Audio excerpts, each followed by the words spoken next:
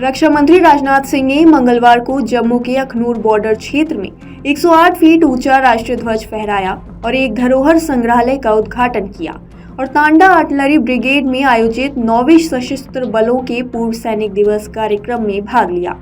इस संग्रहालय में जम्मू और कश्मीर में विभिन्न युद्धों में इस्तेमाल किए गए हथियारों और युद्ध नायकों की मूर्तियों का प्रदर्शन किया गया है। रक्षा मंत्री राजनाथ सिंह ने कहा कि अतीत में जम्मू और कश्मीर के साथ पिछली सरकारों द्वारा अलग व्यवहार किया गया, जिसके परिणाम स्वरूप इस क्षेत्र के लोग दिल्ली से उस तरह नहीं जुड़ पाए जैसे उन्हें जुड़ना चाहिए था। मैं अतीत में नहीं जाना चाहता क्योंकि हमारी सरकार की सबसे बड़ी उपलब्धि यह है कि हम कश्मीर और देश के बाकी हिस्सों के बीच दिलों की दूरी को मिटाने के लिए काम कर रहे हैं। मुख्यमंत्री उमर अब्दुल्ला की सराहना की और कहा कि उन्होंने जम्मू और कश्मीर के लोगों और दिल्ली के बीच की दूरी को कम करने के लिए सही कदम उठाए हैं।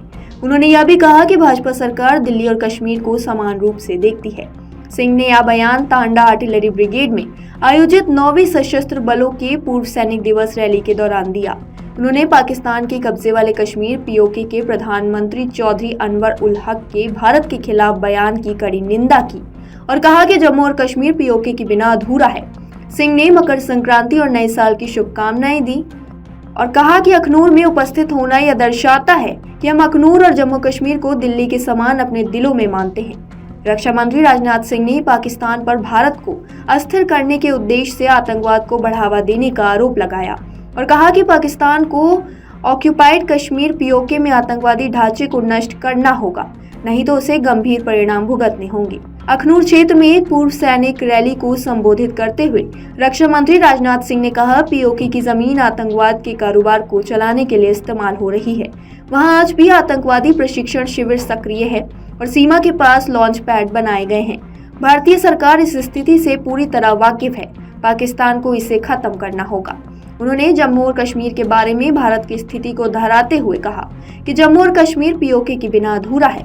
पाकिस्तान के लिए पीओके केवल विदेशी क्षेत्र है। सिंह ने यह भी कहा कि पीओके में लोग एक गरिमापूर्ण जीवन से वंचित हैं और पाकिस्तान के शासकों ने उन्हें धर्म के नाम पर शोषित किया है ताकि वे भारत के खिलाफ अपने एजेंडे को आगे बढ़ा सकें।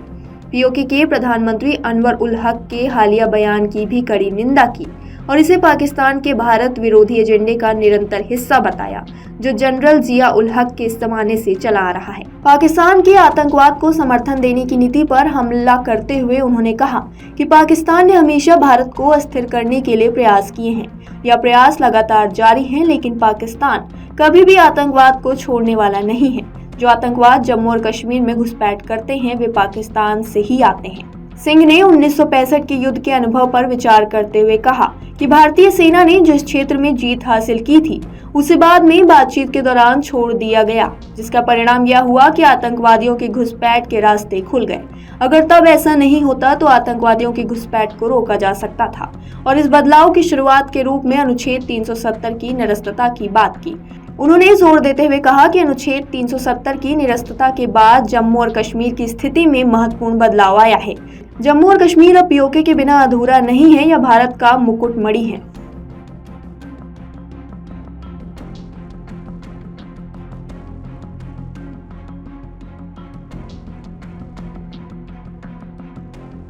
अमर उजाला जीवांजलि के सारथी की मदद लें और महाकुंभ में स्नान जरूर करें।